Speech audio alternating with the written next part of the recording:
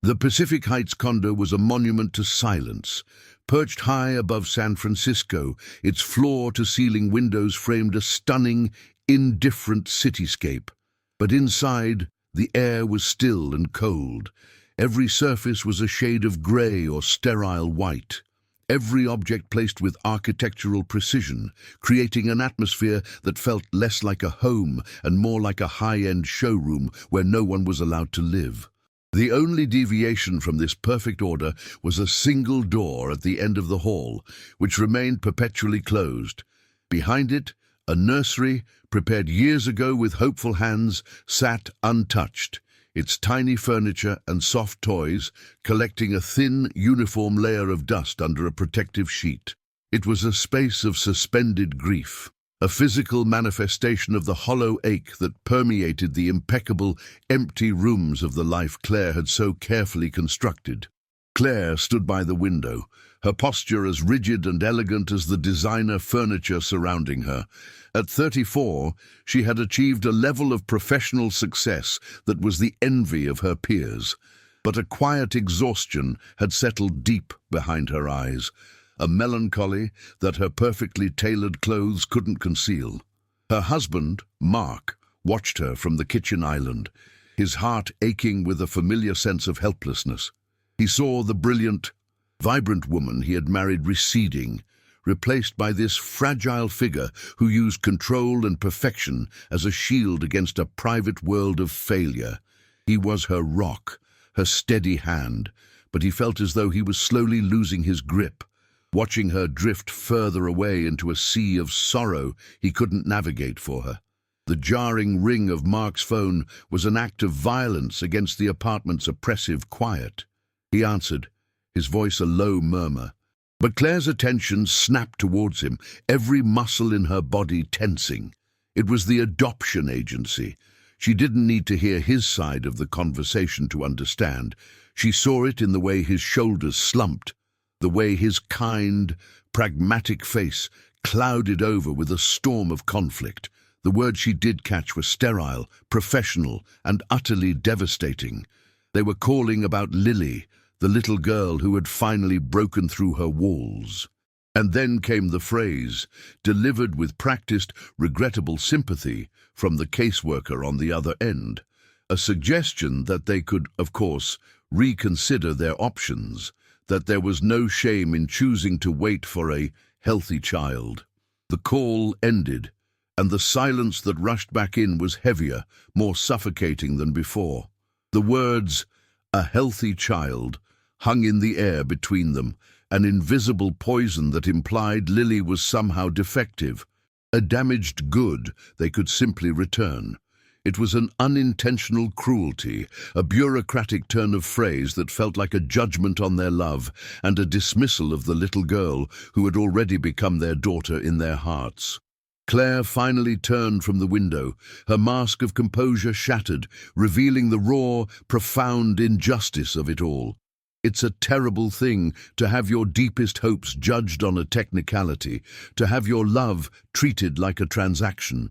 If you believe that stories of quiet courage deserve a platform, subscribing is the most powerful way to help us continue sharing them. The drive to the children's home was a silent one, each mile stretching the tension between them tauter. The building itself was old but clean, smelling of disinfectant, floor wax, and the faint, sweet scent of crayon shavings. The air hummed with a distant chorus of children's voices, a sound that felt both hopeful and heartbreaking.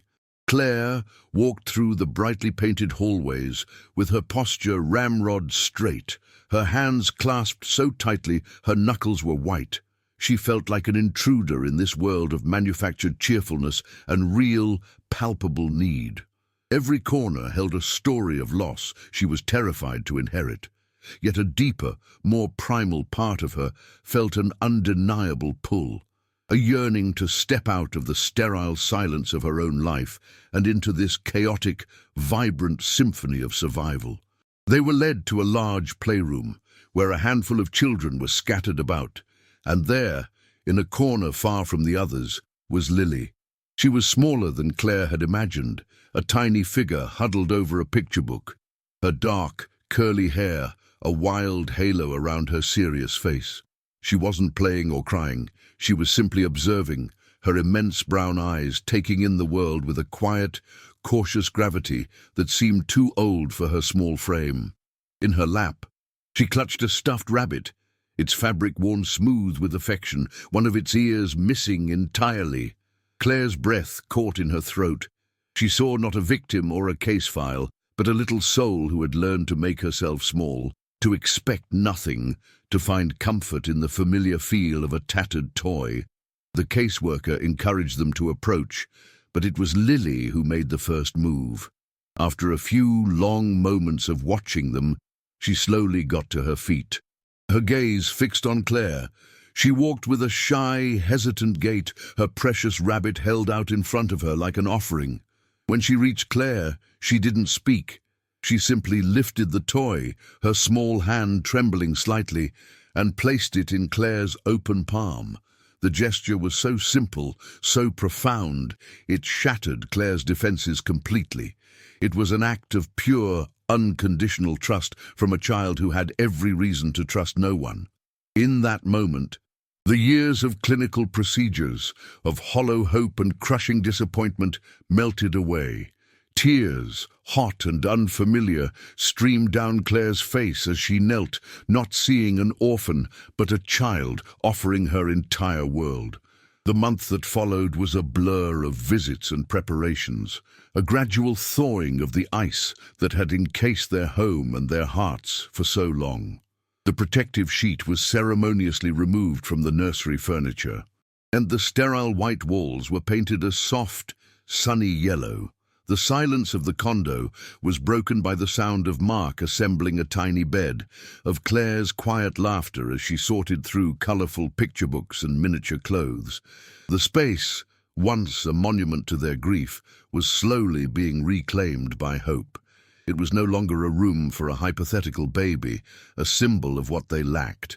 It was becoming Lily's room, filled with things chosen specifically for her, a tangible promise of the life they were building together.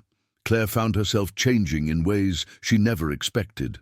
The high-stakes architectural projects that had once consumed her now seemed distant and unimportant. Her obsessive need for control softened, redirected from blueprints and deadlines to a new, gentler purpose. She spent her evenings not reviewing structural plans, but researching chocolate cake recipes and memorizing the words to lullabies. She found a strange, liberating joy in the imperfection of it all, in the clumsy attempts to bake a cake that didn't turn out quite right, in the realization that building a family wasn't about achieving a flawless design. It was about creating a space filled with warmth, acceptance, and the sweet, messy reality of unconditional love. For the first time in a very long time, Claire wasn't trying to construct a perfect life.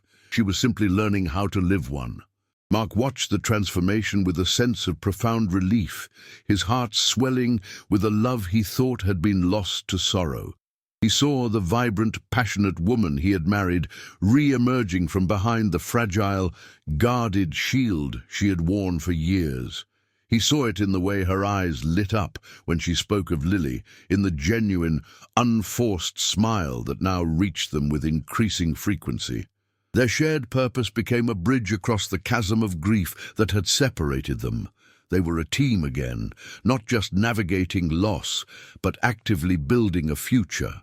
The empty spaces in their conversations were filled with plans for Lily's arrival, with debates over bedtime stories and playground adventures, their bond strengthening with every shared dream.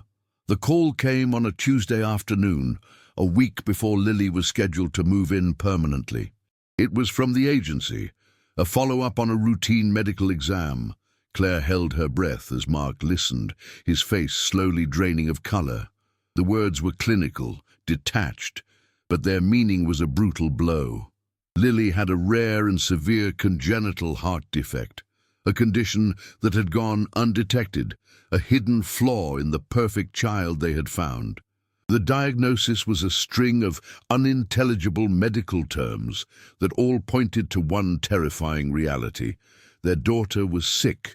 She would require a high-risk, incredibly complex surgery to survive, a surgery that was far from guaranteed. The fragile bubble of their newfound happiness burst, plunging them back into a world of fear and uncertainty. The system, in its attempt to be helpful, only twisted the knife.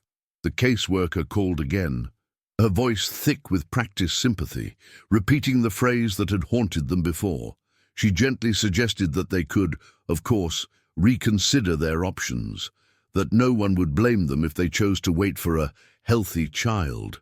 The words were meant to offer an escape, but they felt like a betrayal, reducing their love for Lily to a consumer choice, as if she were a damaged item they could simply return for a better model. It's in moments like these you realize that some fights are not just for yourself, but for the very idea that love shouldn't have conditions. If you believe in telling the stories of those who choose love against all odds, please consider subscribing. It's your support that allows these voices to be heard. Then came the practical, crushing weight of the situation. Their excellent health insurance would cover a portion of the costs, but the out-of-pocket estimate for the specialized surgery and subsequent care was staggering, over $250,000. It was a sum that would decimate their savings, erase the financial security they had worked their entire lives to build. The news rippled outwards, and the well-intentioned concerns of family and friends began to pour in. "It's a huge responsibility," they'd say, their voices laced with pity. "Are you sure you're prepared to handle something like this?" Each question, meant to be supportive, felt like a judgment, amplifying the storm of doubt and panic that was already raging within them. For Claire, the diagnosis was a waking nightmare. The confirmation of her deepest, most terrifying fear. The old pain of her infertility came rushing back, twisted into a new and even more cruel form. She felt cursed, as if some malevolent force was dangling the promise of motherhood in front of her only to prove, once again, that it was not meant for her. All her life, she had used control and perfectionism as armor against the terrifying randomness of fate, against the pain of powerlessness. Now that armor was gone. She was faced with the ultimate loss of control, the possibility of loving this little girl with her entire being, only to lose her. The terror was absolute, a suffocating darkness that threatened to swallow her whole. Mark, her steady, pragmatic rock, found himself adrift in a sea of conflict. A part of him, the part that had fallen completely in love with a little girl with big brown eyes, knew they couldn't abandon her. She was their daughter, period, but another, louder part, the part that had watched his wife suffer for years, screamed in protest. The thought of seeing Claire endure the loss of a child was unbearable. It was a pain he wasn't sure either of them could survive a second time. This, combined with the very real, terrifying prospect of financial ruin, left him paralyzed. He was caught between his heart and his head, between his love for Lily and his desperate need to protect his wife, and the weight of the decision was crushing him. The silence returned to the Pacific Heights condo, but it was different now. It was no longer the cold, empty silence of grief, but the thick, charged silence of unspoken fear. It hung in the air between them, heavy with the weight of an impossible choice. They would walk past the nursery with its sunny yellow walls and carefully chosen toys, and it felt like a monument to a dream that was dying before it had even begun. The home they had started to build was suddenly a house of cards, threatened by a storm they had never seen coming. Their connection, so recently reforged in shared hope, was now being tested by a shared terror, and neither of them knew if they were strong enough to withstand it. The call that shattered the fragile truce with their fear came just after dawn. It wasn't the agency this time, but a nurse from the children's home. Her voice calm but urgent. Lily had collapsed. She was being rushed to the hospital.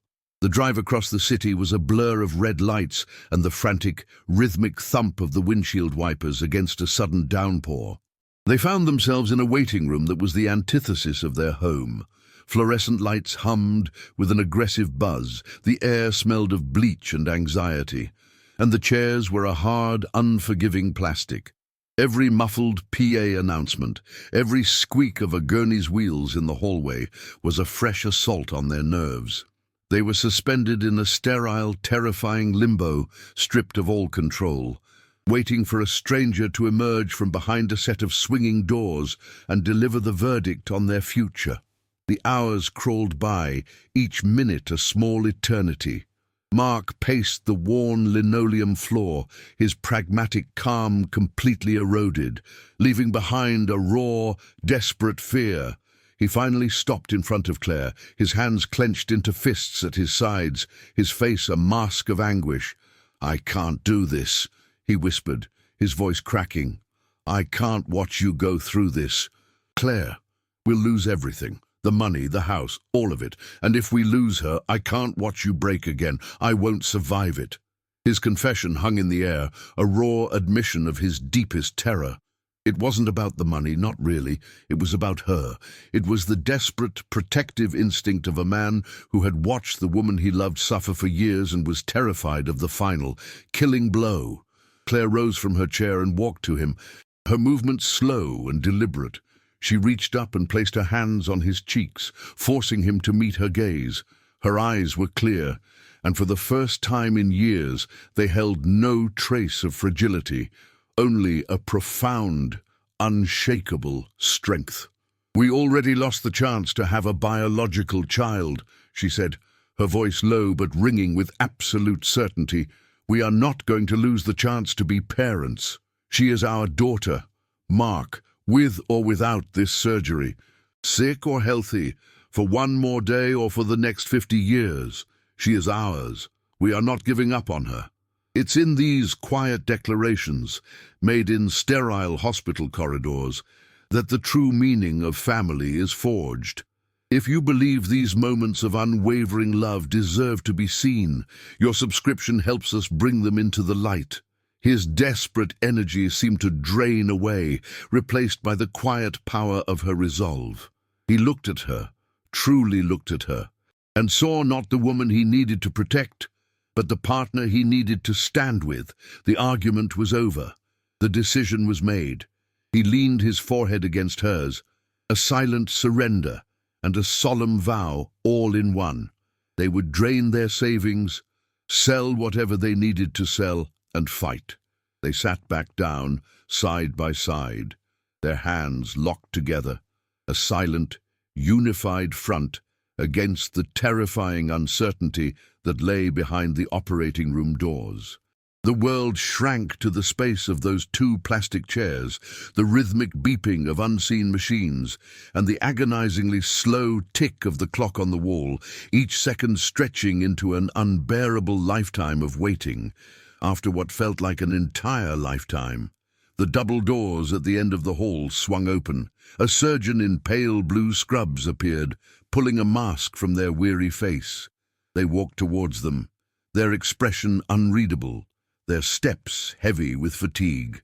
Claire felt Mark's hand tighten around hers until it was painful, her own heart hammering against her ribs so hard she thought it might break free.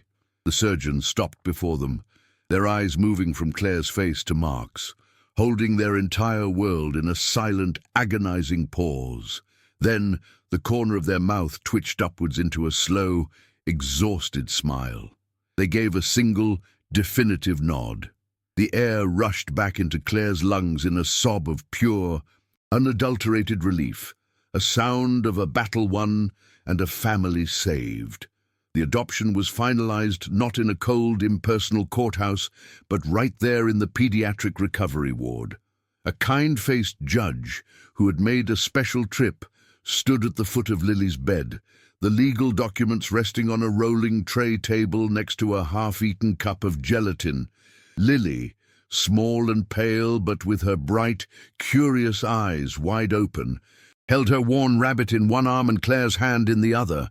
Mark stood behind them, his hand resting on Claire's shoulder, his gaze fixed on the tiny girl who had completely remade their world. There were no grand pronouncements, only the quiet scratching of a pen and the judge's gentle voice declaring them a family. In that sterile room, surrounded by the beeping of monitors, they found a sense of belonging more profound and real than any perfectly designed home could ever provide. The Pacific Heights condo was no longer a monument to silence. It was now a landscape of joyful chaos. Toys were scattered across the once pristine floors, colorful drawings were taped to the refrigerator, and the air, once cold and still, was now filled with the sound of Lily's laughter and the gentle melody of a lullaby Claire hummed each night. They never recovered the money. Their savings were gone, a ghost of a life they no longer recognized or wanted. But what they had gained was immeasurable. The house was no longer just a structure of glass and steel.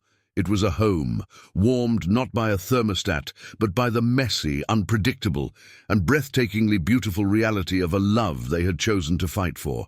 The empty rooms were finally, truly full. The experience changed Claire in ways that went far deeper than the new, comfortable disarray of her home. The obsession with control, the need for flawless design, simply evaporated, replaced by a purpose that felt truer than any blueprint. She left her prestigious architectural firm and, using what little resources they had left, started a small non-profit foundation. Its mission was simple: to provide financial grants and emotional support for families choosing to adopt children with significant medical needs. She spent her days not designing sterile spaces, but building bridges of hope for people facing the same impossible choice she had. It's a quiet, vital work, fueled by the belief that every child deserves a champion.